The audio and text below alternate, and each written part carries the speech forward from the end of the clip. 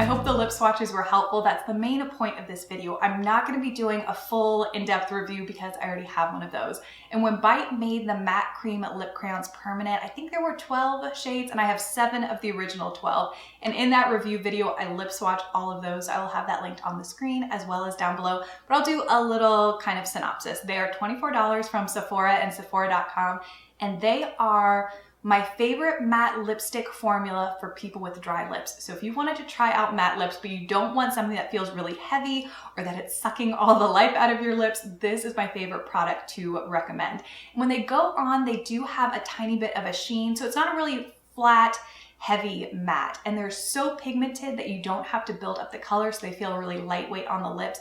I've had Pastille on for probably 30 to 45 minutes right now, so it does dry down a little bit more matte and you kind of lose that initial sheen. These are not a lip stain, so as soon as I eat, it'll come right off, but they're very easy to reapply and I love the packaging. Very streamlined, and if you didn't know, the little bottom part pops right off and it's a sharpener, so if you want to keep the tip really sharp, that's always nice. Out of the new 6, of course, Red Velvet and Pastille are my favorite. I just think they go really well with cold weather and sweaters.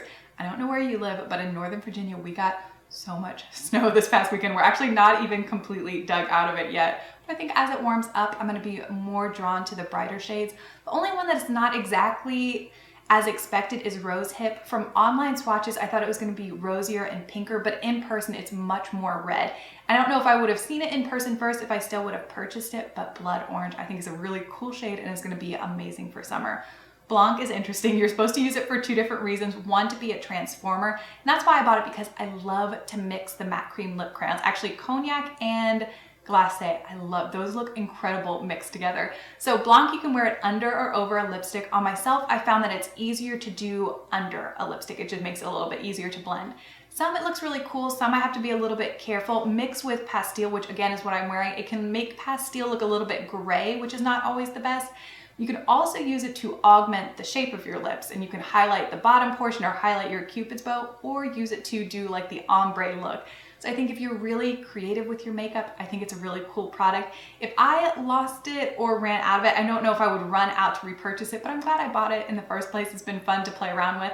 And Red Velvet and Pastille have some shade comparisons to either some of the original 12 or the holiday 10 that came out around Christmas time.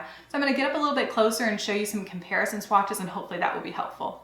In the center is Red Velvet, and then on the left is Brandy from the original 12. And Brandy is one of my favorites, and I didn't realize just how close. It's just a tiny bit more berry than Red Velvet, but on the lips they look very similar. And then on the other side is Coulis, if you bought the little Christmas holiday tin, and it's just a tiny bit brighter than Red Velvet. Now I have Pastille in the center, Glacé on the left, and Torte on the right, and I think that Torte is different enough from Pastille that they should bring back Torte and make it permanent. I think it's one of the most flattering colors.